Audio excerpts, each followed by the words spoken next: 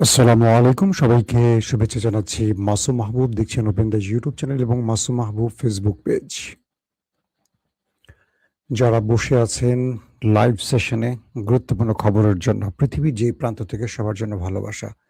অনেকেই কমেন্ট করেছেন আমার নামে নাকি প্রচুর ফেক আইডি আছে। জি ভাই, আমি প্রতিদিন 4টা 5টা করে রিমুভ করছি। আমার অ্যাডমিন এই কাজে ব্যস্ত, কিন্তু এত এত আইডি সবার আমার নজরে আসছে না। আমি সবার উদ্দেশ্যে বলছি, যারা ইউটিউব কিংবা ফেসবুকে আমার ভিডিওগুলো একদম হুবহু নকল করছেন বা পেজ খুলছেন আমার ছবি দিয়ে আমার নামে, আমি তাদেরকে বলছি, এ পর্যন্ত 40 থেকে 50টি পেজ ইউটিউব এবং ফেসবুক সরিয়ে দিয়েছে। আপনারা যারা পেজগুলো খুব কষ্ট করে তৈরি করেন, একটা মনিটাইজেশন অপশনও নিয়ে আসেন, একসময় আপনারা সেই পেজটা হারিয়ে ফেলছেন। এতে করে আপনাদের পুরো সময়টা লস হয়। অনুগ্রহ করে এই চর্যবৃত্ত থেকে বেরিয়ে আসেন। আপনি একটা ভিডিও আমার থেকে নিতে পারেন, আরেকজন থেকে নিতে পারেন। একেবারে আমার ছবি দিয়ে আমার ভিডিওগুলো কন্টিনিউ দেওয়ার অর্থ হলো আমার চ্যানেলের দর্শকের সাথে প্রতারণা করা। কারণ সেই চ্যানেলটা তো আমার না। কিন্তু আপনি আমার ছবি, আমার পোস্ট কন্টিনিউ দিচ্ছেন। তাদেরকে বলছি এই কাজটা করবেন না। ইউটিউব, ফেসবুকের নীতিমালা খুবই স্ট্রং। আপনি আমার ছবির ব্যাকগ্রাউন্ড যতই চেঞ্জ করেন, আমি যখন স্ট্রাইক দেই, আমার ফেস আর সেই ফেসটাকে ওরা মিলিয়ে অটোমেটিক স্ট্রাইক নিয়ে নেবে। So be careful. আমার অ্যাডমিনরা প্রতিদিন এই বিষয় নিয়ে কাজ করছে, কারণ প্রচুর ফেক চ্যানেল গজে উঠছে। দর্শক, আসছে মূল কয়েকটি গুরুত্বপূর্ণ খবরে। প্রথম যে খবরটি, ভারতের কয়েকজন গণমাধ্যম কর্মীর সাথে আজকে আমার কথা হয়েছে। তারা আমাকে একটা প্রশ্ন করেছে, তুরস্ক কি ভারত ঘিরে ফেলছে কিনা। এবং আমি দেখলাম ভারতে আজকে বেশ কিছু নিউজ ব্লগে অনেক সাংবাদিকরা এই প্রশ্ন করেছে। ভারতের দু একটা গণমাধ্যমও আমি দেখলাম তুরস্কের পরিকল্পনা নিয়ে তারা কথা বলা শুরু করছে। তাদের ধারণা ভারত ঘিরে ফেলছে তুরস্ক। এই বিষয় নিয়ে কথা বলবো। হাকান ফিদান এই মুহূর্তে বাংলাদেশে আছেন, এই বিষয় নিয়ে কথা বলবো। তুরস্ক কি পেতে যাচ্ছে, কি দিতে যাচ্ছে, সেটা নিয়ে কথা বলবো। কিন্তু গুরুত্বপূর্ণ খবর দুটো। ইরান এই মুহূর্তে ট্রাম্পকে নিয়ে খেলছে। তার প্রথম কারণটি হলো, আজকে মার্কিন 4-5টি ডিস্ট্রয়ার যুদ্ধ জাহাজকে তাড়া করে এই অঞ্চল থেকে বিদায় করে দিয়েছে ইরান। ইরান তাড়া করে আমেরিকাকে বিদায় করে দিয়েছে। এই খবরগুলো দিতে চাই, সঙ্গে থাকবে লেবানন প্রসঙ্গেও। দর্শক, আমি লাইভটা খুব বড় করতে চাই না। আজকে আমার আরেকটা নতুন মিউজিক চ্যানেল আছে, প্রিয় মিউজিক বিডি। আপনারা হয়তো অনেকে জানেন, অনেকে জানেন না। সেখানে আজকে আমি ফার্স্ট লাইভ করব। আমার ছেলের নামে এই চ্যানেলটি, আমার ছেলের নাম প্রিয়। ওর অনুরোধে সেখানে যাব। আমি টুকটাক বাংলা গান বা আমার যে গানগুলো ভালো লাগে, ইংরেজি গান টান লিখি। সেই গানগুলো, শখের বসে যে গানগুলো লিখি, আমি সেই চ্যানেলটা আপলোড দিই। আপনারা চ্যানেলটা সার্চ করলে পাবেন, প্রিয় মিউজিক বিডি। তো সেই চ্যানেলে আজকে আমি রাত 11টা ফার্স্ট লাইভ করার একটা আশা আছে আমার ছেলে বলছে, তার জন্য তার রিকোয়েস্টে করবো আর কি। মূলত চ্যানেলটা অপারেশন করে আমার ছোট ছেলে, একটাই ছেলে আর কি, ছোট ছেলে মানে পুচকে ছেলেটা আর কি। দর্শক, প্রথম যে খবরটি দিয়ে শুরু করতে চাই, মার্কিন যুদ্ধজাহাজ যেগুলো ওমান সাগরে আছে, প্রায় ইরানকে আক্রমণ করে, আবার ইরান তাদেরকে আক্রমণ করে। আজকে আপনাদের দুপুরের যে খবরটি দিয়েছে সেখানে বলেছিলাম যে মার্কিন এয়ারক্রাফট ক্যারিয়ারকে হিট করে ইরান আগুন ধরিয়ে দিয়েছে। সেই ফুটেজ সিএনএন সহ বড় বড় গণমাধ্যমে আসতে ট্রাম্পের নাক কাটা গেছে। কারণ ট্রাম্প বলছে ইরানের আক্রমণে কিছু হয়নি, তারা ইন্টারসেপ্ট করেছে। কিন্তু পরক্ষণে মার্কিন গণমাধ্যম দেখিয়েছে ইরানের আক্রমণের ডিস্ট্রয়ার পুরে একদম ছাই। আজকে দুপুরের খবর, আজকের লেটেস্ট খবর কি, আমেরিকা ইরানে একটি আক্রমণের পরিকল্পনা তৈরি করছিল, এমন কিছু তথ্য আসছে আরবের আউটলেটে, যে আমেরিকা ইরানে একটা বড় অভিযান চালাবে বা আক্রমণ করবে বা ইরানের কোন একটা টার্গেটকে তারা হিট করবে। এই খবরটি পেয়েছে কি ইরান। এরপর ইরান তাদের কাদির মিসাইল দিয়ে মার্কিন 4 থেকে 5টি ডিস্ট্রয়ার এবং যুদ্ধ জাহাজ, বুঝতে পারছেন, সেই ডিস্ট্রয়ারকে টার্গেট করে অ্যাটাক করেছে। ডিডিজি 10 আছে, 103, ডিডিজি 87, ট্রিপলি সহ আরো কয়েকটি যুদ্ধ বিমানকে টার্গেট করেছে, ডিস্ট্রয়ারকে টার্গেট করেছে। সেগুলো ইরানের তাড়া খেয়ে পালিয়ে গেছে ভারত সাগরে, ভারত মহাসাগরে।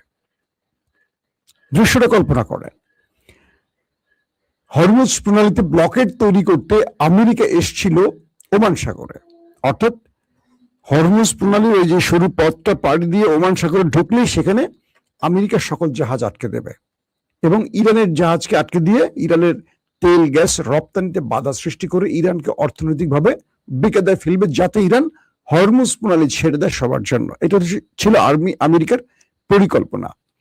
তো আমেরিকা কি করলো, তারা হরমুজে ওমান সাগরে বসে আছে আজকে কতদিন, হাজার হাজার যোদ্ধা নিয়ে, কিন্তু এখন পর্যন্ত তারা ইরানকে বড় রকম কোনো বাধা দিতে পারেনি। ইরান থেকে প্রায় 80% তেল নেয় যে চীন, প্রতিদিনই চীনের ট্যাঙ্কার গুলো চলে যাচ্ছে, পাকিস্তানের ট্যাঙ্কার চলে যাচ্ছে, একের পর এক চলে যাচ্ছে, ইরানের ট্যাঙ্কার গুলো চলে যাচ্ছে, একটা দুটো আটকিয়েছে, আবার ইরান অপারেশন চালিয়ে আমেরিকা এবং ইসরায়েলের জাহাজ আটকে দিয়েছে। এখন আমেরিকার প্রেসিডেন্ট ডোনাল্ড ট্রাম্প আমেরিকায় বসে তার নৌবাহিনীকে নির্দেশ দিচ্ছে, নৌবাহিনী চিন্তা করতেছে ইরানকে বাধা দিয়ে আমি মাইটটা খাই কেন, ট্রাম্প বলুক আমি বলবো যে পারছি না বা ব্লা ব্লা ব্লা। হচ্ছে ফাঁকি ঝুঁকি হচ্ছে না তা না, পরপর আমেরিকা কয়েক দফা ইরানের বন্দর আব্বাস, কেশম দ্বীপ এরকম কয়েকটি টার্গেটে হিট করছে, হরমুজ প্রণালীতে হিট করেছে। পাল্টা ইরান যে প্রতিক্রিয়া দেখিয়েছে সেটা খুব কড়া প্রতিক্রিয়া। প্রতিক্রিয়ায় বাহরাইনের 5ম নৌ বাহিনীর সদর দপ্তর ধ্বংস, কুয়েতে মার্কিন আলী আল সালেম বিমান ঘাঁটি ধ্বংস, কুয়েতের বিমানবন্দরে হিট, পাশাপাশি মার্কিন আরো কয়েকটি ড্রোন, যুদ্ধ বিমান, রিফুয়েলিং ট্যাঙ্কার ধ্বংস। ট্রাম্প সবকিছু মিলিয়ে বুঝলেন তাকে এখান থেকে আসলে যুদ্ধ করে আর বাঁচা যাবে না, তাকে ইরানের সাথে আলোচনা করতে হবে। তাই তিনি সুর নরম করে বললেন, মুস্তফা খামেনির সাথে আমি দেখা করতে চাই, আমি তার সাথে দেখা করার জন্য মুখিয়ে আছি। অর্থাৎ মুস্তফাকে এই বার্তাটি ট্রাম্প দিলেন, তিনি তার সাথে আলোচনা করতে চান এবং তিনি বলছেন ইরানের সাথে আমাদের খুব ভালো আলোচনা চলছে, এই সপ্তাহ শেষে আমাদের স্থায়ী যুদ্ধবিরতি এবং শান্তি চুক্তি হয়ে যাবে। এই যে লাস্ট আজকে ওদের হিসেবে তো রবিবার ওদের ডে অফ, মানে কি বলে হলিডে, আমরা তো শুক্রবার। ইরান বলছে লেবাননে হামলা হলে আমরা কোন প্রকার শান্তি চুক্তিতে যাব না, মানে ইরান শুধু অপশন দিচ্ছে আর আমেরিকা শুধু অপশন চাইছে। তাহলে যুদ্ধ আসলে হেরে গেছে, কে জিতছে কে, আর কিছু বলা লাগে। তো আজকে যখন ওমান সাগর থেকে মার্কিন ডেস্ট্রয়ারকে তাড়া করে ভারত মহাসাগরে পাঠিয়ে দিল ইরান, এরপর ইরান বলল কি, ফার্দার তুমি এই অঞ্চলে ঢুকলে ঠ্যাঙ্গুরো করে দিব, তোমার জাহাজকে ডুবিয়ে দিব, তলিয়ে দিব, আমি লং ডিস্টেন্স মিসাইল গুলো রেডি রাখছি তোমার জন্য, সাবধান। এটা আমেরিকার জন্য কত বড় ধাক্কা আপনি একটু কল্পনা করেন। আমেরিকাকে নিয়ে ইরান যে খেলছে মূলত, এখন তারা খুব ম্যাসিভ জায়গায় হিট করছে। ইরানের মূল টার্গেট হলো গালফতে, মানে গালফ কান্ট্রিতে আমেরিকাকে থাকতে দেবে না। ইরান বারবার শর্ত দিচ্ছে না, 14টা-15টা শর্ত, এর মধ্যে কিন্তু অন্যতম একটি শর্ত আছে, গালফ আমেরিকাকে ছাড়তে হবে। এই গালফ যদি আমেরিকা ছেড়ে দেয়, ইসরায়েল ইরানের হাতের তালুতে চলে আসবে। অর্থাৎ ইরান যেভাবে চাইবে ইসরায়েলকে নিয়ে খেলতে পারবে। গালফ যদি আমেরিকা ছেড়ে দেয়, পুরো মধ্যপ্রাচ্যে মোড়ল হয়ে যাবে ইরান। সৌদি বলেন, আরব আমিরাত বলেন, বাকি আরব দেশগুলো বলেন, তারা ইরানের সাথে প্ল্যান করে বা ঠান্ডা মাথায় আলোচনা করে মধ্যপ্রাচ্যে শান্তি ফিরিয়ে আনতে পারবে। কারণ তখন সবগুলো মুসলিম রাষ্ট্রের প্রধান শত্রু হবে নেতা কাকুর দেশটি।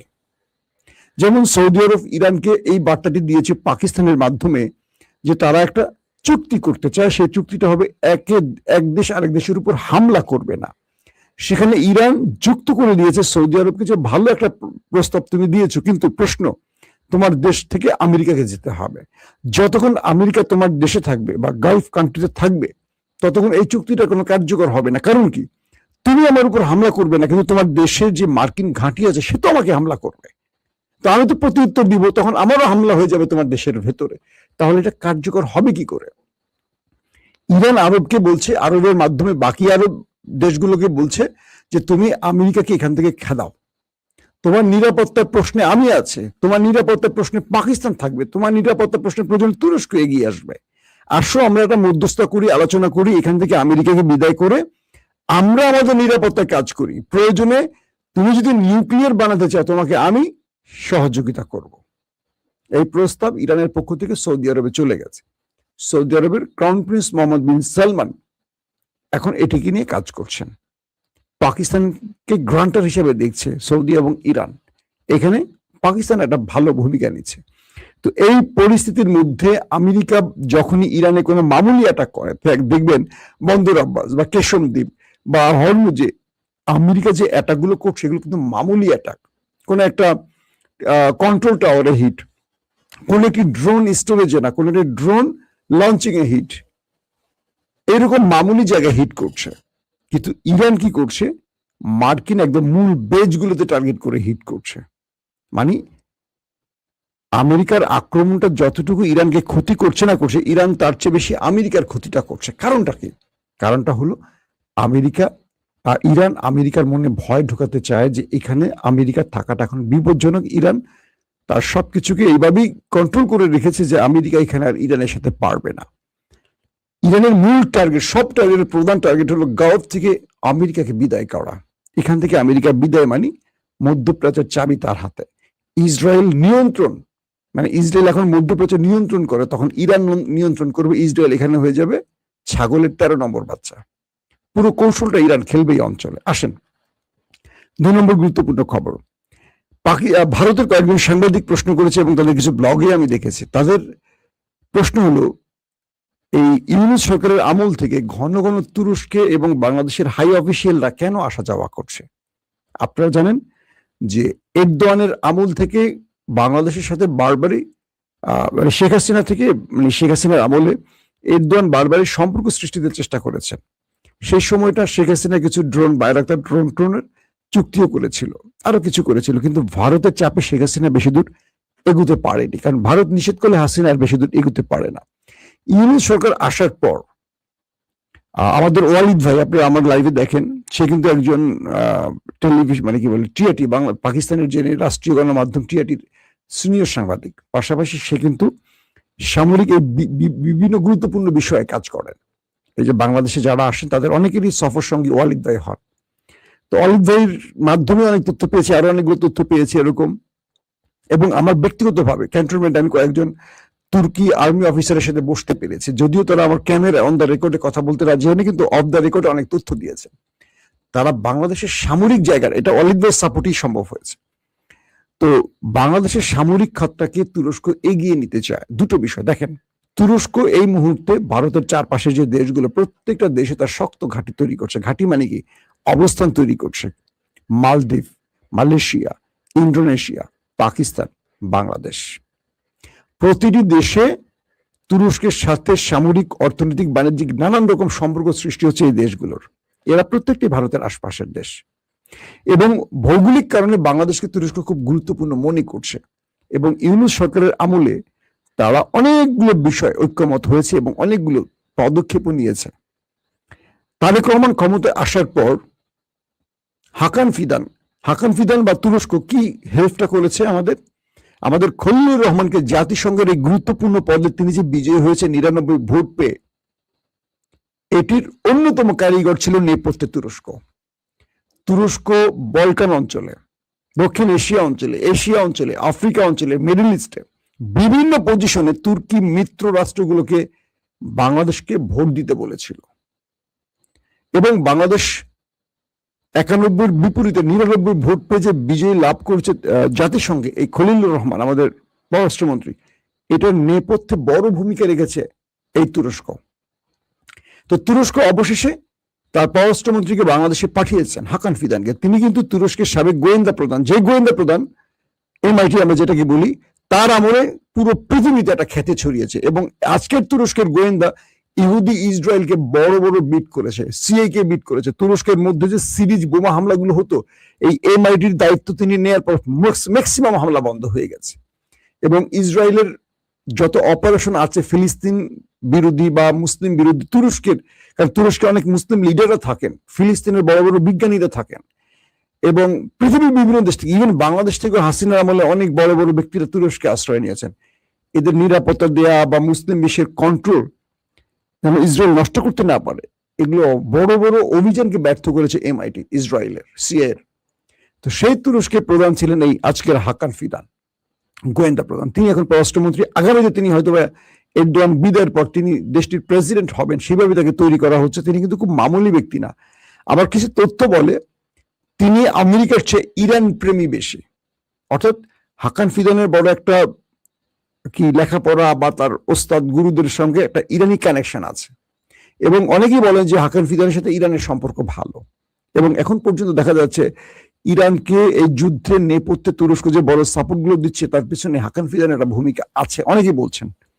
তো তুরস্ক এই যে ভারতের আশপাশের দেশগুলোতে তার একটা শক্ত জায়গা তৈরি করছে, এর মধ্যে বাংলাদেশকে নতুন করে তুরস্ক তার ভাবনা নিয়েছে। $2.5 বিলিয়ন মার্কিন ডলারের চুক্তি হচ্ছে সামরিক খাতে। বাংলাদেশ চাচ্ছে যেন তুর্কি একটা বাণিজ্যিক হাব তৈরি করে বাংলাদেশে। অনেকগুলো বিষয়, কালকে প্রধানমন্ত্রী তারেক রহমানের সাথে বৈঠক আছে, এবং কালকে আমরা ওয়ালিদ ভাইকে নিয়ে একটা লাইভ করব পুরো এই সফরটাকে নিয়ে, তুরস্ক বাংলাদেশ সম্পর্ক বিষয় নিয়ে একটা লাইভ আমরা সকালে করি বা দুপুরে, মেবি আমরা 11টা-12টার দিকে একটা টার্গেট আছে সকাল। আগে তারেক রহমানের সাথে বৈঠকটা শেষ হোক হাকান ফিদানের, আমরা একটা আলোচনা করব। তো বলা হচ্ছে তুরস্ক যখন ভারত পাকিস্তানের যুদ্ধটা হলো, বুনিয়ানু মারসুস এবং সিঁদুর, অপারেশন সিঁদুর, সেই সময়টাতে তুরস্ক পাকিস্তানে 1 মাস আগে অবস্থান করে, এবং ইলেকট্রনিক্স ওয়ারফেয়ার বা তুর্কি যে প্রযুক্তিগুলো পাকিস্তানকে দিয়েছে তার নেপথ্যে বসে অপারেশনগুলো তুরস্ক করে। আর চীন দিয়েছিল তারা যুদ্ধ বিমান, কিছু মিসাইল, যেমন জেটেন্সি, সামেন থান্ডার, এরকম কিছু। কিন্তু বাকি যেমন বলা হচ্ছিল ভারতীয় রাফেল যে 5টা ভূপাতিত হয়েছে, এগুলোকে অন্ধ করে দিয়েছিল কে? তুর্কি। এই ইলেকট্রনিক্স ওয়ারফেয়ার, যখন রাফেল নিয়ে পাকিস্তান ভারতীয় সেনারা আকাশে উঠছিল হিট করার জন্য, একটা অবস্থায় গিয়ে তারা দেখছে তাদের স্ক্রিন ব্ল্যাক হয়ে গেছে, তাদের পথকে রুদ্ধ করে ফেলছে, বা তাদের পথকে ভুল জায়গায় মেসেজ দিচ্ছে, অর্থাৎ আকাশে তাদেরকে প্রতারিত করা বা আকাশে তাদেরকে বিব্রতর অবস্থায় ফেলে দেওয়া, এই কাজগুলো তুরস্ক করেছে। এবং তুরস্কের কাছে আধুনিক এত প্রযুক্তি আছে, তুরস্ক হয়তো এগুলো খুব বেশি প্রচার করে না, তারা এমন একটা দেশ। এরপর থেকে ভারতের সাথে তুরস্কের সম্পর্ক খুব খারাপ হয়ে যায় যখন তুরস্ক কাশ্মীরের পক্ষে পাকিস্তানের পক্ষে দাঁড়ায় জাতিসংঘে, তখন থেকে সম্পর্ক টানাপোড়েন। আগে কিন্তু তুরস্কের সাথে ভারতের সম্পর্ক মোটামুটি ভালো ছিল। এরপর এই যুদ্ধের পর আপনারা দেখেছেন যে সমস্ত ভারতীয়দের নিষেধ করা হয়েছে তুরস্কে ভিজিটে যাওয়ার জন্য, বা তারা যে তুরস্কে যারা ঘুরতে যায় ভিজিটর, নিষেধ করা হয়েছে। তুরস্কের সাথে এখন ভারতের সম্পর্ক খুব খারাপ। এই পরিস্থিতিতে তুরস্ক ভারতের চারদিকে তার সম্পর্ক স্ট্রং করার পেছনে কি ভারতকে ঘিরে ফেলা কিনা, এমনও প্রশ্ন ভারতের গণমাধ্যমগুলো করছে আস্তে আস্তে। আমার কাছে বিষয়টা এরকম মনে হয় না, আমার কাছে মনে হয় তুরস্ক বাংলাদেশকে মুসলিম রাষ্ট্র হিসেবে তার পাশে দেখতে চায়। আগামী দিনে মুসলিম শক্তির উত্থানে তুরস্ক যেন বাংলাদেশকে তার পাশে পায়, কারণ তুরস্ক একটা বড় গেমে আগাচ্ছে। এরদোয়ান ক্ষমতায় আসার পর এরদোয়ান একটা বড় পলিসি নিয়ে এগুচ্ছে। এখন হয়তো আপনারা দেখছি না, যেমন ইরান 45-47 বছর ধরে আস্তে আস্তে মাটির নিচে সিটি তৈরি করেছে, মিসাইল সিটি। তারা যেভাবে এগিয়েছে আজকে আমেরিকাকে বিট করছে, তাদের কাছে যুদ্ধ বিমান নেই, অনেক কিছুই নেই ইরানের। এক মিসাইল আর ড্রোন দিয়ে আমেরিকার সাথে খেলছে, কিন্তু ইরানকে বড় রকম সাপোর্ট দিচ্ছে রাশিয়া এবং চীন। তাদের অনেক প্রযুক্তি ইরান নিজের নামে চালিয়ে দিয়ে হিট করছে, যাতে ওই দেশগুলোর সাথে আমেরিকার কোনো বড় ক্ল্যাশ তৈরি না হয়। কিন্তু আমেরিকা জানে কোনটা ইরান বানিয়েছে, কোনটা চীন বানিয়েছে, কোনটা রাশিয়া বানাইছে। তো তুরস্ক হুট করে যুদ্ধ করে কোন একটি জায়গায় বেকায়দায় পড়তে চায় না, তারা নিজেদেরকে আরো স্ট্রং করছে। তারা আইসিবিএম বানিয়েছে, ইন্টারকন্টিনেন্টাল মিসাইল তারা বানিয়েছে। আস্তে আস্তে তারা অনেক বড় বড় জায়গায়, তারা 5ম প্রজন্মের যুদ্ধ বিমান বানিয়েছে কান, তারা প্রতিরক্ষা ব্যবস্থা বানিয়েছে। বাংলাদেশের সাথে তুরস্কের অনেক জায়গায় কাজ করার সুযোগ আছে। তারেক রহমান সরকার যদি চান, তুরস্কের মধ্যস্থতা, তুরস্কের সাপোর্ট নিয়ে বাংলাদেশকে একটা শক্ত জায়গায় নিতে পারবেন, এবং বিশ্বের দরবারে এই রাষ্ট্রকে বা এই সরকারকে বিশ্ব পরিমণ্ডলে তুরস্ক অনেক দূর নিয়ে যেতে পারবে, যেটা হাসিনার ক্ষেত্রে তুরস্ক কখনো করেনি। কারণ হাসিনা ভারত প্রেমী ছিল, এটা তুরস্ক জানতো। তো সবকিছু মিলে তুরস্কের এই সফরটি খুবই গুরুত্বপূর্ণ। আমরা হয়তো স্ক্রিনে দেখবো বাণিজ্যিক, সামরিক, কিন্তু ভেতরে আরো অনেক বিষয় থাকবে। সেই বিষয়গুলো আমরা একটু আলোচনা আনার চেষ্টা করবো আগামী আমাদের লাইভ সেশনে। দর্শক, আশা করব তুরস্ক যে টার্গেটে এগুচ্ছে, বাংলাদেশ সরকার তুরস্কের পাশে থেকে শুধু বাংলাদেশের স্বার্থ নয়, উভয় দেশের স্বার্থ রক্ষা করে একটি জিনিস মনে রাখতে হবে, শুধু রাষ্ট্র রাষ্ট্র রিলেশন না, মুসলিম উম্মার একটি স্বার্থ থাকে, যেটি দিন শেষে আমরা সবাই বুঝি। ভারত আমাদেরকে ভোট দেয়নি জাতিসংঘের, কিন্তু পাকিস্তান আমাদের ভোট দিয়েছে, অথচ আমরা পাকিস্তানের বিরোধিতা করি, তাই না? একটা শেষ কথা দিয়ে শেষ করি। আমাদের একজন যাত্রী বিমানে অসুস্থ হয়ে পড়েছিল, তখন ভারতের জরুরি অবতরণের জন্য বিমান কর্তৃপক্ষ, মানে বিমানের পাইলট জানায় যে আমাদের একটা লোক চিকিৎসা না হলে মরে যাবে, তখন ভারত তাদেরকে প্রশ্ন করছিল কোন দেশের, ভারত বলছে বাংলাদেশের। মুসলিম না হিন্দু, বলছে মুসলিম। বিমানটা দাঁড়াতে দেয়নি। পরে সেই বিমানটা পাকিস্তানে যায়, পাকিস্তান প্রশ্ন করে, কোনো প্রশ্ন করেন না, বাংলাদেশি বিমান নেমে পড়ো, আগে রুগী বাঁচাও। সেই লোক আল্লাহ রহমতে বেঁচে যান। অনেকে বলে পাকিস্তানি রাজাকার, এটা সেটা। যে মাদার বোর্ডরা বলেন, মাদার বোর্ড, তাদেরকে বলছি সবচেয়ে বড় রাজাকার যারা ভারতীয় দালাল। পাকিস্তানের পক্ষে কেউ রাজাকার না। এই দেশে পাকিস্তান দ্বিতীয়বার আর শোষণ করতে আসবে না, দখল করতে আসবে না। 54 বছরে আমাদের কারা সীমান্তে মারছে, কারা শোষণ করছে, কারা হাসিনার মতো দানবকে ক্ষমতায় বসিয়েছে অবৈধভাবে, সব জানেন। তারপরে অনেক সরকার, অনেকে এসে দেখি ভারতের দালালি করেন। ভারতের অনুসারীরা প্রকৃত রাজাকার, পাকিস্তানিরা রাজাকার না, এরা হলো দেশপ্রেমিক। আল্লাহ হাফেজ।